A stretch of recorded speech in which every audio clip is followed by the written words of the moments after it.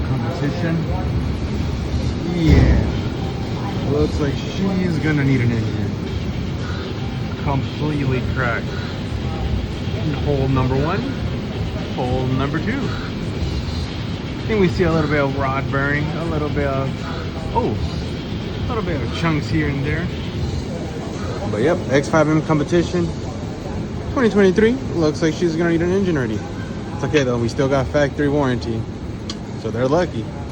Time to blow another one up.